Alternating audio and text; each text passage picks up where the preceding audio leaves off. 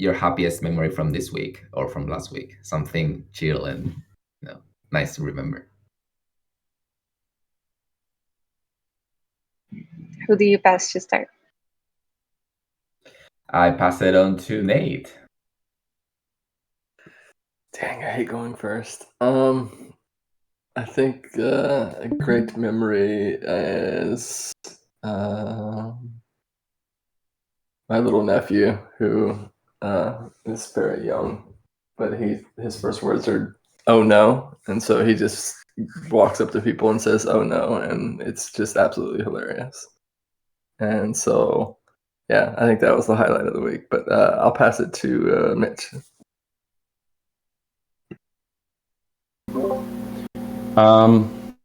Best memory this week was going back to visit the permaculture farm that I was at last winter and seeing how big the plants are now and that they're yielding fruit. And they built all this crazy structures on it, and I was like, whoa, like kind of that like realization that time moves on even when you're no longer there. And that was actually really, really cool to have this week. And I'll pass it to Tam. There's so many that come to mind, but like the biggest surprise, best memory was that my daughters love seaweed and will just eat like sheets and sheets and sheets of seaweed, and like their favorite snack now is white rice and just a sheet of seaweed. And I had no idea. Their whole lives, I had no idea. So it was like such a cool surprise to find out. And I'll pass to Septimus. Thanks, Tam. Yeah, yesterday I actually had a notification on my phone that said I passed the theoretical exam of the drive car, so that's good. I got very happy. I'll pass it to Chuy. Thank you, Septi. Sorry, what is the question again? What is the best memory you had this week? Actually, I just wrote it to Tam because Tam mentioned that one of her kids is like 1 meter 32 already or something, and this brought back a memory about me listening to the doctor says like, oh, you are like 150 already.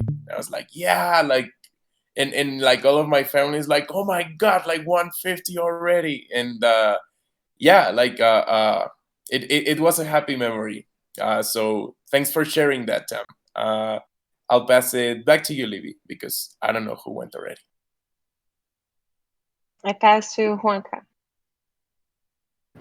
Yeah, I think it was today because as I told you before, like I got injured like 20 days ago, and today I started walking again, and yeah, that's really good. So yeah, that's really good. And I'll pass to Mitch. Mount Manu? I went already, actually. I'll pass it to Mount Manu. Yeah. Yeah, for me, it's easy. One of my best friend reached out to me after several years, and we reconnected, and that was it was awesome. So that, and I can relate with Nate because I also have little nephew, and they're the best. Like, yeah, it's better than PlayStation 5 for sure playing with them. So I'll back to you, baby. That's it. And I think am I the last one? No one picked me at least, and Edu. Griff, you go. I'm always the last picked on the team. Honestly, my best memory this week was probably going to Mitch's house, being one of the first persons to see his new place, and it happened to be Canadian Thanksgiving, and Mitch happens to be a professional chef. So like he made a roast, and it just like all of a sudden it became a thing. We put on a fireplace, like we put the fireplace on YouTube. We like had it going, And like I think we were what were we doing? We did the initial buy curve. That's what we did. We went there to do the initial buy math, and then we had Canadian Thanksgiving. It was fantastic. And what about you, Eduardo?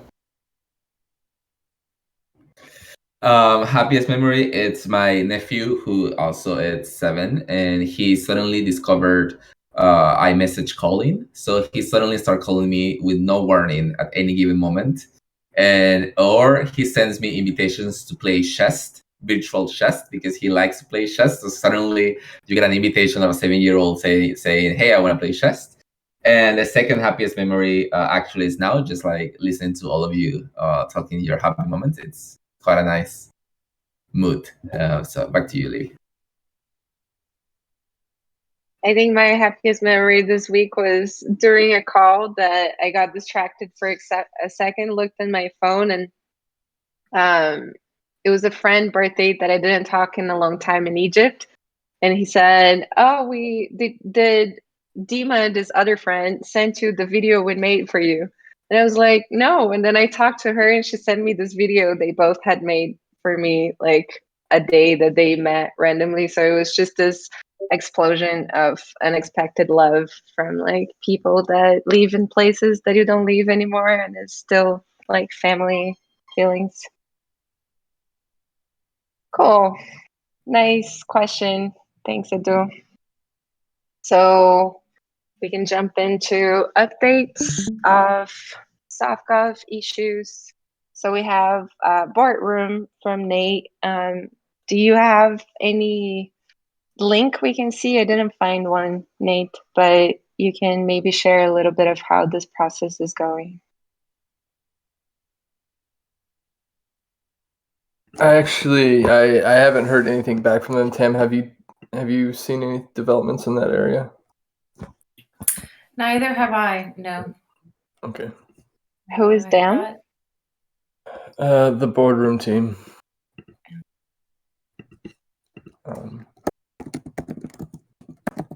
I'd have to check their Discord server again. Yeah.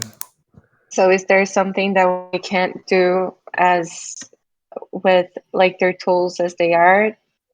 From what I understand, it's on their end, unless there's something wrong with the pull request we initially did, but I'd have to review that again. So, yeah. Last time I talked to them, they were working on their end, and I haven't heard anything back yet. So, I will keep engaging with them and keep this thread updated. Cool. And then on boardroom, we would be able to see all of the proposals together. Is that the good thing about it? Oh yeah, definitely. So the idea with boardroom is that you can track all of your proposals via snapshot or whatever kind of governance framework that you would like to use. And then you can even track the multisig if you want to allocate funds for a treasury of any kind, and you can have ceramic and the multi-safe protocol to manage those funds. And so it's all in one place, and you can kind of just walk through boardroom. And if you look at any projects, and we can include our discourse forum. So if we want to add our proposals within that forum area, we can do that. There's a lot of things you can work with on boardroom as they keep developing new features.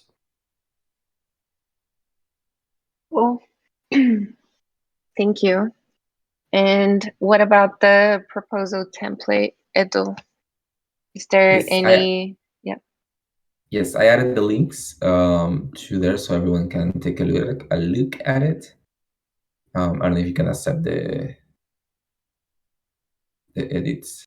There you go. So if you click on it, yeah, so I basically took the feedback that was provided.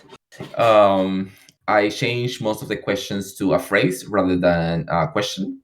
And also added the steps, as you mentioned, Livy, at the beginning, so people can have quite a clear understanding of which are the steps. I added the first step, they took a look at the manual of group practices. It's a suggestion, it can be changed. and then advice process, and then the type of proposal that you are voting on. Basically, the rest, I changed the name and I changed the tone a little bit of share with us to be a little bit more, welcoming rather than just give me your title, give me your, it's a little bit too like harsh. And then down below, I kept 2 questions. One is how will you use the funds received? Because I didn't know how to phrase that one into another way that is not a question. And the other one, which is how can the proposal guarantee results? This is the 2 questions I left as questions. And the rest, I also changed what Han mentioned as needed is a strong word. So yeah, I incorporate the feedback that was provided during the last call and on the notes. You're right. I didn't check the notes just in case people want to contrast the notes with what was changed. And I added Durgara's feedback at the end, as anyone else wants to add any other feedback, can provide it there. I didn't understand very well this process of him, so I didn't touch much of it. But yeah, this is the template. I think it's quite clear. I probably will need, or someone else will need to rephrase the beginning part if they think it's not appropriate. But yeah, I think it's very clear. Could be improved, of course. So that's a change. Anyone has any comment? No, that's great. I think next steps would be then updating the forum. Yeah, and seeing how we can add this to a snapshot and so on. And if someone wants to do a grammar checking, just in case I missed out some grammar things as I used to, so that will be also good looking.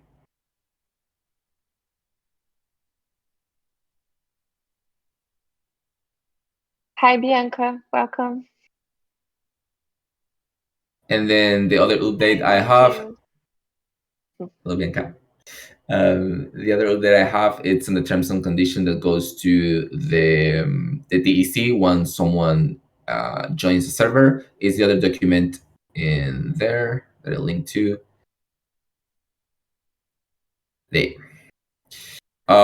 Basically, in this one,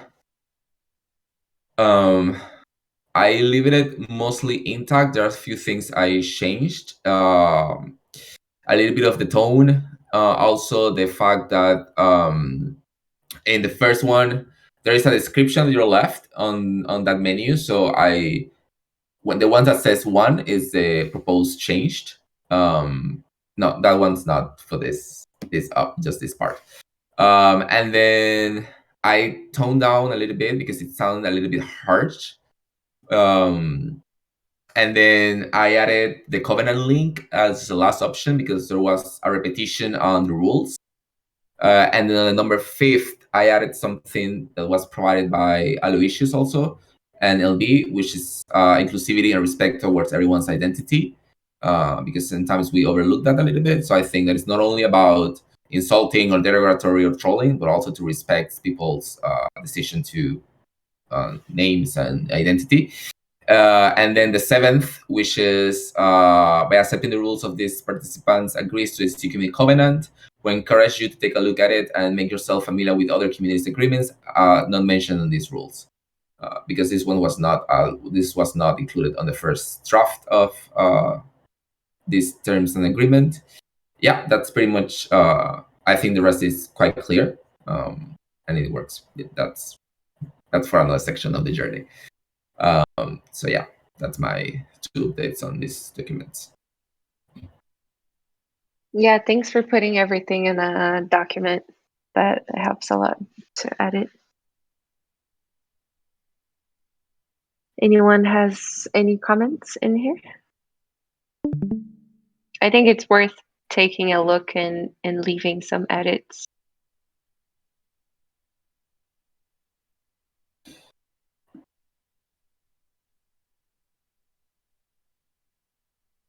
Okay, so on the decision-making visuals, I had a call with Katarina today, who is going to be the designer and work with Acid Laser. She has a lot of experience on infographics, So we were bouncing ideas of how to make this the easiest possible. There's still one other piece that we need to add here, that is the token log. So the idea is that the advice process has this 3 steps depending on what type of decision you want to make. So it can be a small impact decision, and then you just ask advice peer to peer, still following this need of finding experts and people who will be affected by this decision. And then if it's a medium impact decision, it should go to the working group for advice. So it can be either in a call or in the chat, or more directed to this focused group. And large impact, when something will likely affect the whole community, then it's posted on the forum for advice process, and it's a place that it's visible for the whole community. So the idea is that most of the small and medium decisions don't need to be voted on. They will likely be decided in this first step. They won't need another process after. And for large impact decisions, that this would be the first step for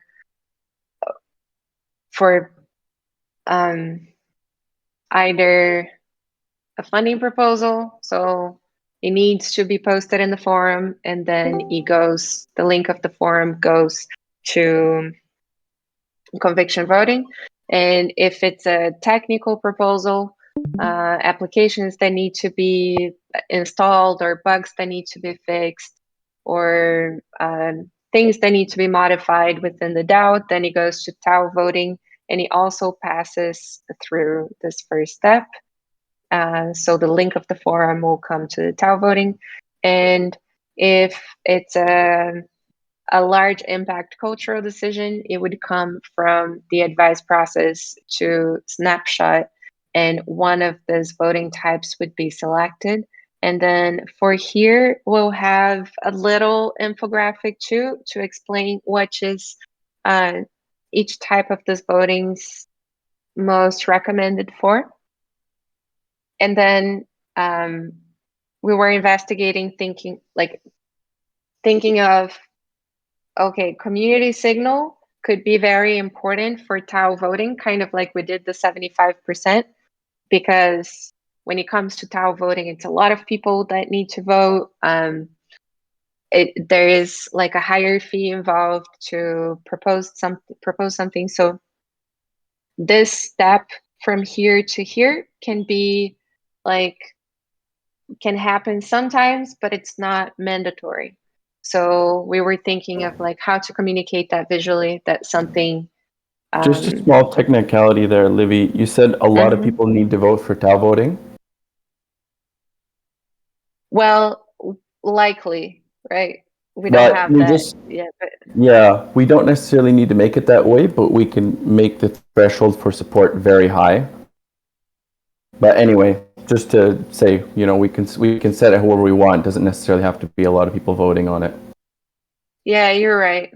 I think we'll just need to have a high amount of consensus for any of those votes. Yeah, you're right. We don't have that information yet. That's a total assumption of mine. But I do imagine that will be the case, because it's very dangerous, to have an instance that has so much power, and that it's very easy to pass any proposal there. So I would imagine that it's also nuanced, because not everyone's going to understand what's going on. They'll be like, guys, we need to change the conviction threshold from X% to other, and 90% of the people out there probably won't care, or maybe they won't understand. But there's going to be that dialed in group who's going to know exactly why this needs to happen, and they're going to be the ones that are voting on it. Yeah, you're right. So would you still say that it's a good path to have community signals sometimes before going to Tao voting? Yeah, like definitely that's going to be the process to give context to the vote, I imagine. These votes should be explained somewhere, so I would agree with that. Yeah, I think the case would be just for proposals that are a little bit controversial. And then if we don't want to take the risk to post on Tao voting, it would be even a higher risk if it's not like a really big threshold to pass something. Then it would be nice to have a community signal first. But then, yeah, we just need to find a way to communicate visually that this is like possible but not mandatory. And then token log will be another box in here and will be connected with the runoff vote. So it's more a specific use case. And yeah, I think that will be mostly it. In Gardens, which we'll be using for requesting funds and for making these DAO voting changes, I think you actually need a forum post attached to any proposal. But then Gardens is funding the technical. What do you mean by Gardens that? will be holding the common pool funds, and also to make any changes to those settings will be done through their application as well, I believe.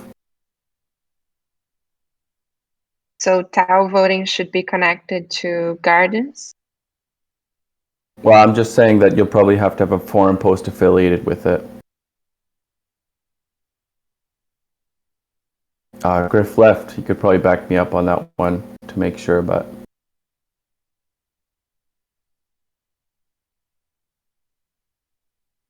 Yeah. Do you want to ping him? Yep. Just if he can. So.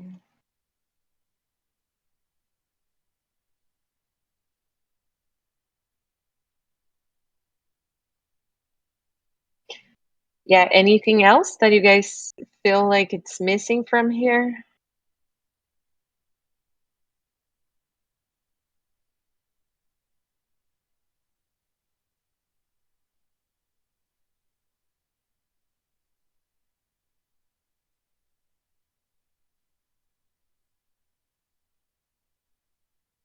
Tam, can you think of something? Is there something missing from your beautiful diagram?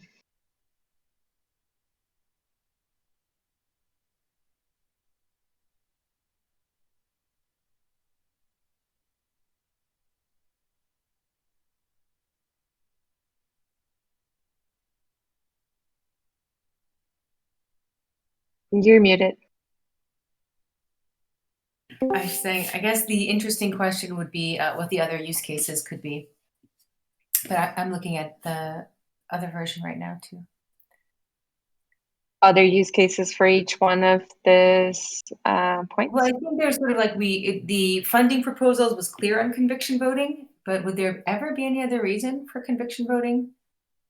And the same for DAO voting. For conviction voting, there's also a signaling. So you can make a signaling proposal that doesn't request funds but has the same voting construct. But do we want that? They can make it anyway. Yeah. I mean, That's I how don't know Gardens that. works. At least at launch, there's no way we're going to be making that a priority to disable that feature, you know? Yeah. Yeah. And so Well, Griff... Oh, sorry. Go ahead, Livy. Go ahead. No, I just wanted to, like, for the scope of a guide that we are presenting, I think we are not exploring all of the possibilities of all the tools. I think it's mostly like how it should be used, how our process works, and if we have token log for signaling, snapshot for signaling, then I would think we wouldn't need to put there on conviction voting. Same as when we have token log here.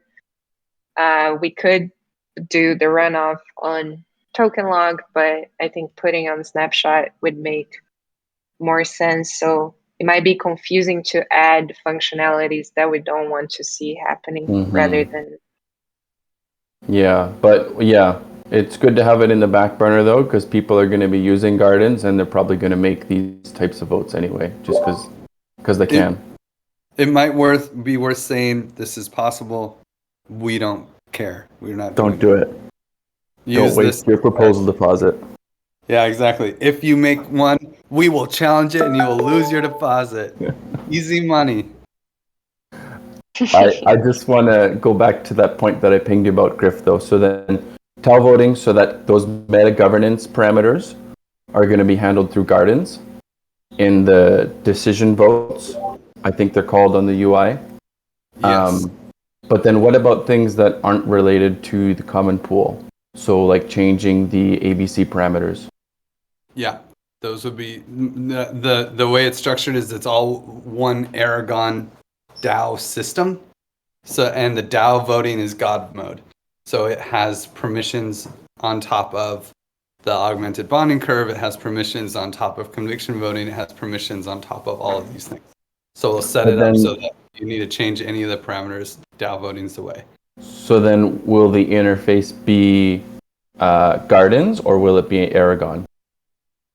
GBD. Unfortunately, at this point, there is no UI. I believe there's no UI for either of them.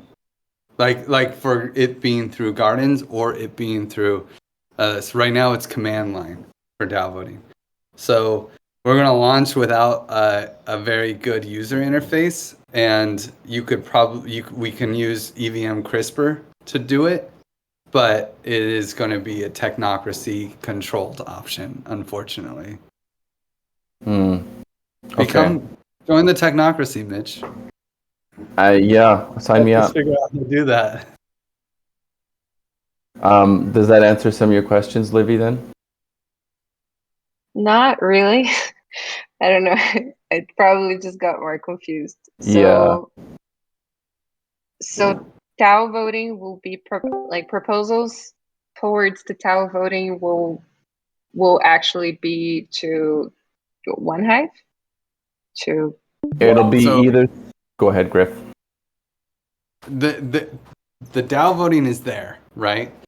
And the smart contracts are great, but there's no front end. There's no UI. There's no like point click make a proposal. So it'll all be through one, like how we build that front end. Maybe we'll build the front end however we want, like, because it doesn't exist. And we have to, once we get to launch, then we can start debating these things with one hive. Like, do you want us to do it? Do you want to do it? Maybe as a combined proposal, and then there'll be a design process and all that. But or maybe one hive already has a design for it and they're going to do it, and we don't know, because they basically said not on the roadmap anytime soon. So maybe just to unblock this here, we could say less info is better on this point, since we really don't know. We understand the concept, we understand what it's going to control, but the actual vehicle, we haven't figured it out yet. Yeah, the current vehicle is ask the technocracy if you want to make a change, and they'll make it. Like, so it'd probably be like making a snapshot vote or something in the meantime. And then but before you make the snapshot vote, you better find someone who can actually do it, which would be someone from One Hive or SEM, or you find me and then I go talk to them, because I can't do it. Okay. So maybe just for the infographic, I can put something like the Commons Forum team. Only Commons Forum team can make proposals. Man, it really sucks, because the Common Swarm won't even be around anymore.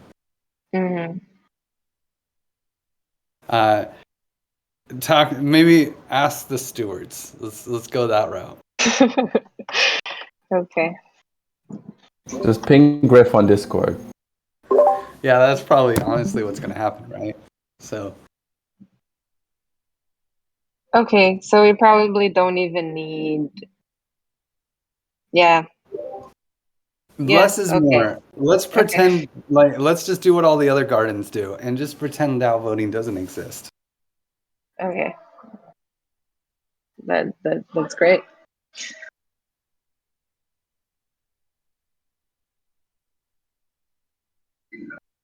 So yeah, those were the updates for here. We are planning to have something for the next 2 weeks. That's what Katarina gave us, kind of like her timeline. And she's already in contact with Acid Laser, so hopefully we'll have something cool. And then just a quick update on the Covenant. I think I said this in some call, I don't remember which one, but Tim shared a document from Claros that had a really good point on how the decision-making process is the most important information for a covenant. And having that outlined, it's very useful for when people were contesting decisions to see like, what is the process that this took, how many people supported along the way. So as we are finishing the real structure of the decision-making process now, does everybody agree that what I just showed feels like a good decision-making process?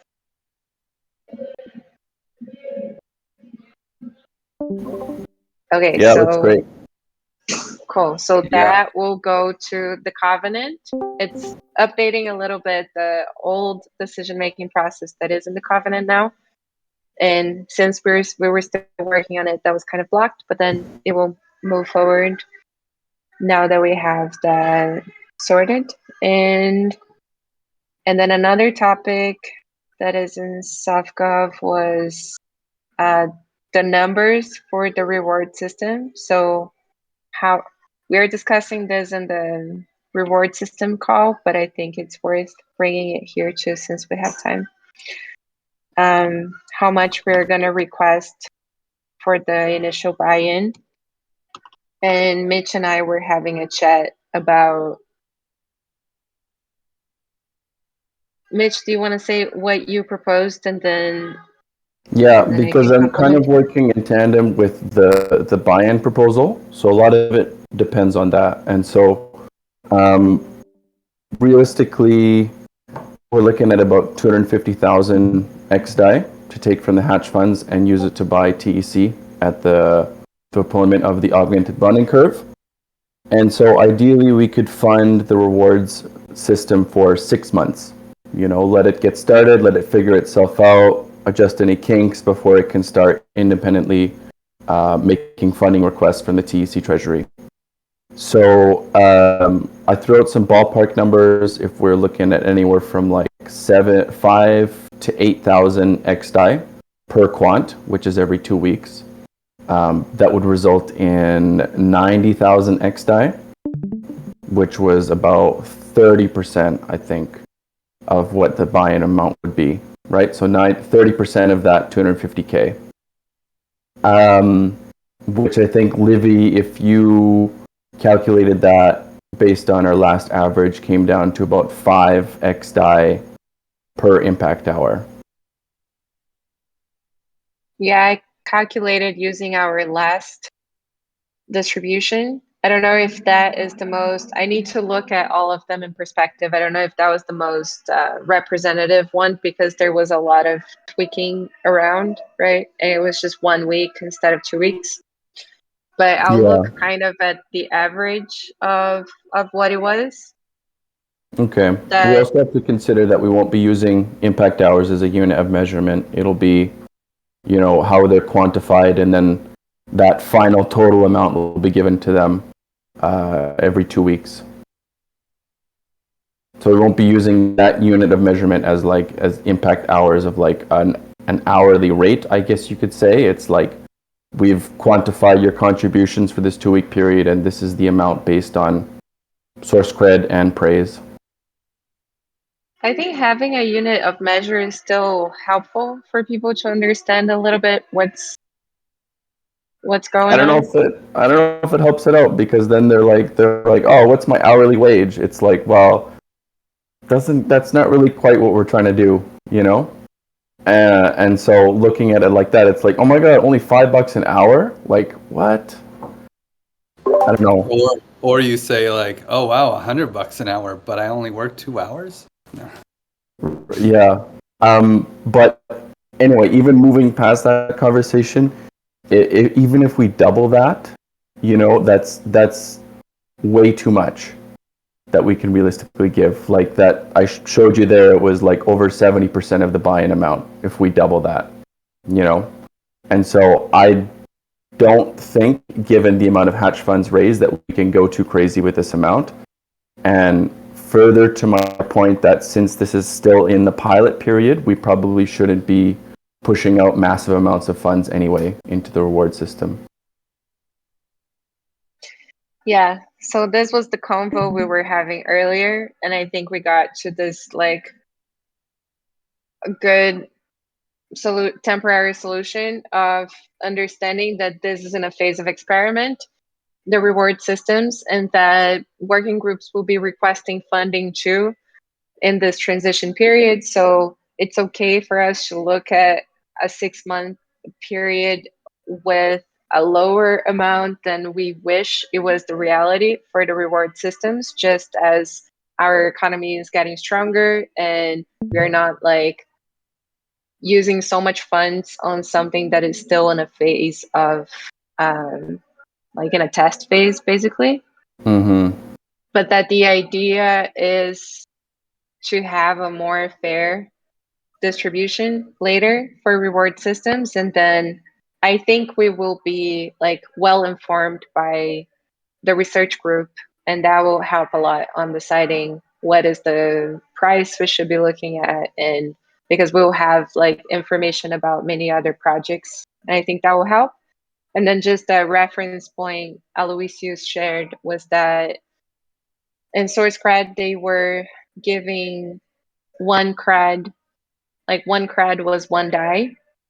So people were receiving large amounts per month, and then they got into a phase of financial scarcity and had to lower that amount. But still, they have a cap of 4K a DAI per month that each contributor could redeem on source cred. So thinking like that, it's kind of like it's a good leaving wage just on reward systems, and hopefully we could. I mean, good. Okay. Base it on a system that ran out of money, basically. Yeah, exactly. So those are all of the challenges that we're facing. It's like, how can we make the systems be sustainable? How can we make our economy in general be sustainable? We're still figuring that out. Yeah, but hopefully later we could increase the value. Yeah. I want to segue this into the buy-in proposal, but I would the best way I can think of is making the reward system relative to the amount of income that the common pool is receiving, because then you're kind of aligning that incentives of like the contributors are helping to add value to the TEC or acquire more funding, and that results in more funds being able to be allocated to contributors. So it's like that feedback loop. Instead of just being complacent and being rewarded, it's like, how do we actually like keep this wheel spinning? Because at the end of the day, if you run out of money, like that's it. Like that's the jig's up.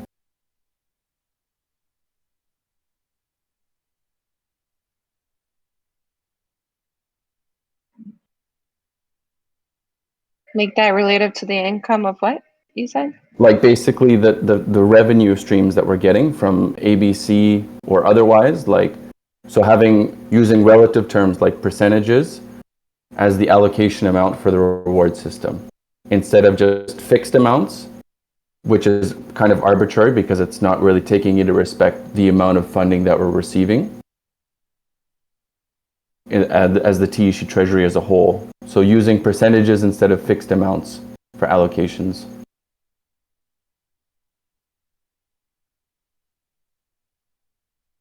Yeah, and so that would require the rewards group to actually monitor how much activity is going on with the ABC and how much funds are actually entering to the common pool and stuff, right?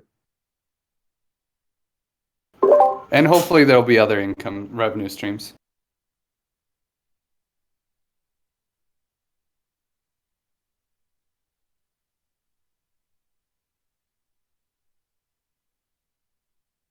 So is there a way to have we talked about like how we're going to communicate that to like contributors and the type of rewards that are going to go through each, I don't know, epoch or whatever, time block that we have for distribution of grain and so on? I think a lot of this stuff is going to be decided by the reward board if we're still talking about reward system. So when those people have taken their seats, they're going to have to figure out a lot of this stuff.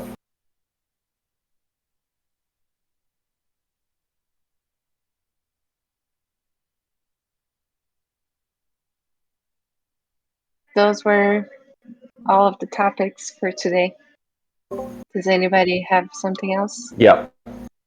So we're just wrapping up this buy-in proposal, and we're trying to figure out who should be on this. Well, let me get it. Let me get the acronym out. We've defined a token holding group, and basically, laser tag. I'm trying to find the full thing here.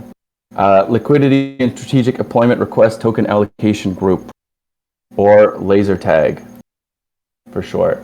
So they're going to be the ones who are holding the funds from from the buy-in that isn't going to the reward system for strategic partnerships and secondary market liquidity. But how do we choose who's going to be on this multi-sig?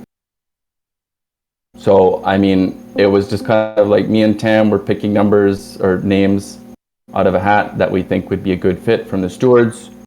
Zeptimus raised some concerns that there should be a better way, but we never really reached anything conclusive.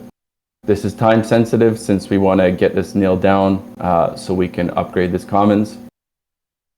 So I want to open it up since there seems to be a lot of great people here to tackle this question.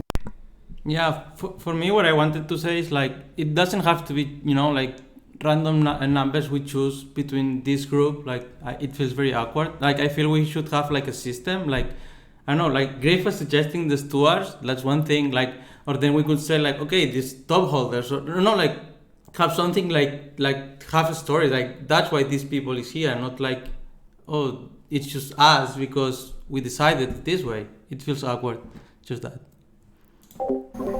Yeah, and I think it's really important since it's a multi-sig and somebody actually needs to show up to push the button. People who aren't active in these conversations and aren't showing up to meetings, can they be counted on to follow proposals and push the button to execute transactions when we need them to? So maybe that's why we think of the stewards, because the stewards are the ones who usually are the most active. And the most accountable. Stewards, I mean, stewards fine. But the thing is like, when you say stewards, then say stewards, like not these two stewards because this two is the one I'm working with or something like that. Or working on this thing. Like I feel, like if you are a steward, like all the stewards should be ready to press the button. And for me, actually what is more important is like, because when this working group is, or Multisig or whatever, they are doing proposals to do whatever with this money, it's more likely like people from the community is going to vote them just because it's them, right? And that, that makes like if someone from outside is making proposals, like if it's going to be very hard to them to make it pass if this group do not agree with them. So my only response to that, Zepti, would be that I think the threshold is something that is very, very important to consider. And so we have up to 14 to stewards right now. And so if we had all of them on just as a uniform policy, then the threshold would have to be, if we did 5, we open the door for, dissenting opinions that aren't kind of, all you need is several people to vote against it. So, go ahead. Yeah. Anyway, the structure that we've kind of done this is that any transaction or avenue we choose to go through has to be approved by the community. So there's going to be some sort of soft consensus or on-chain thing that the community can vote on, and the multisig is basically just pushing the button. So it shouldn't be like dissenting opinions. It should be a clear voice from the community, and this multisig is just, executing it. Maybe a good compromise for what Zaptimus is saying is that half of the stewards would be in the committee and the other half not. So considering that the stewards have a good amount of voting power, if that half of the stewards decide something that the community or other stewards don't agree with, there is kind of like a presence and enough voting power to block that from happening. It's probably worth mentioning that the board is the executors of the community vote. So they wouldn't block a community vote. If the community voted and it was a really dumb thing to do, this board would either raise a Celeste issue or just execute the thing. But they wouldn't really have a chance to block it or to say, it's not a power position. It's more a, like a civil servant, the people that are executing the will of the community.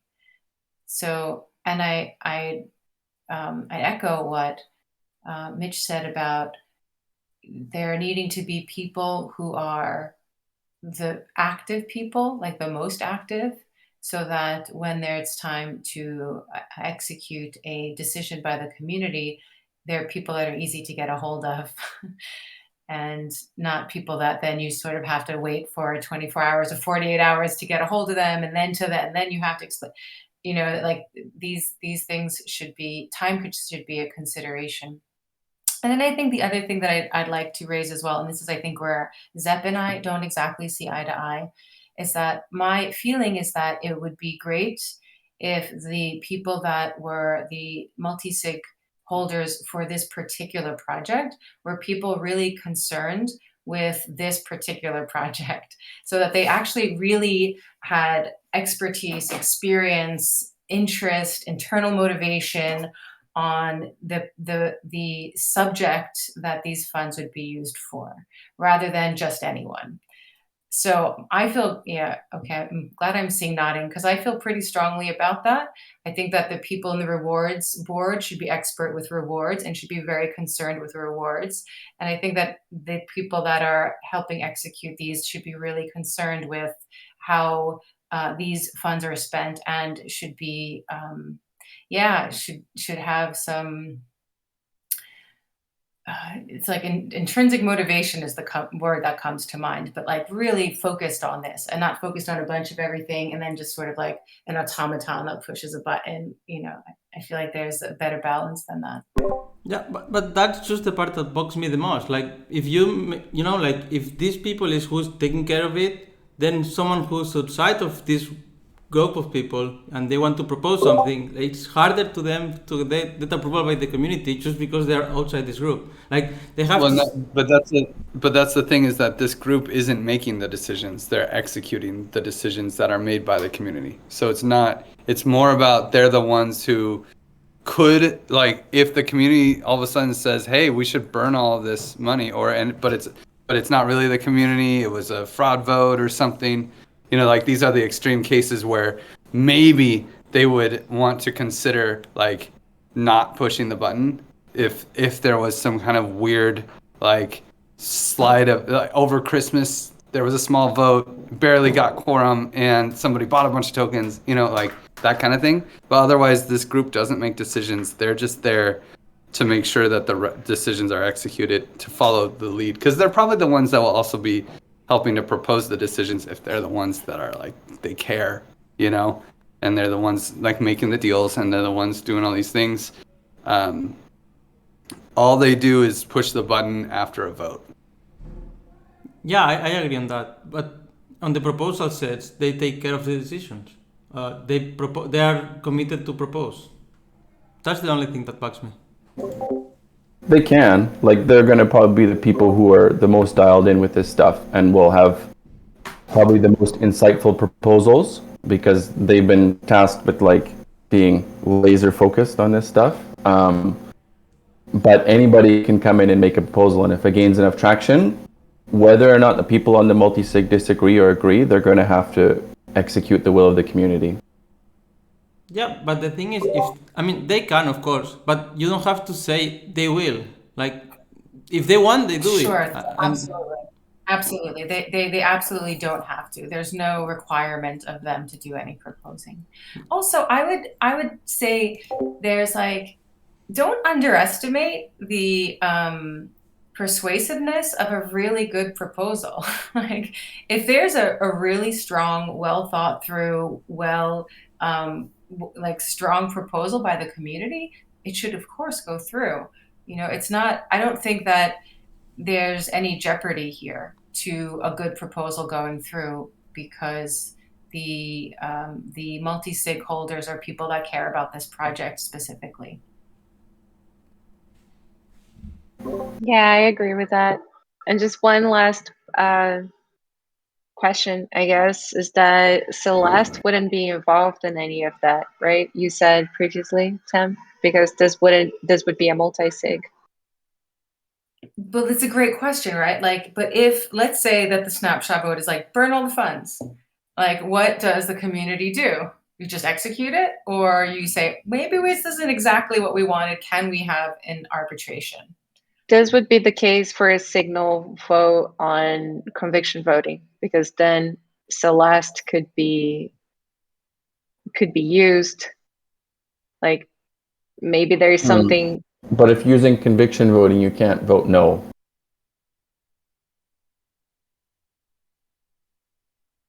There's no no voting on conviction. So it's like, should we do this? Actually, and there's no way to vote no. But then you would propose the negative, right? Should this not pass? Like, I don't think you'll get a decisive vote from that method. I'm just saying that then Celeste could be used not to make a decision, but to analyze why the snapshot vote was wrong. But maybe that's too much of a loophole. Yeah, it's a great question. Let's say that there is something that's actually like legitimately dangerous, and we've had somebody vote by accident already on Snapchat with like a huge amount of votes.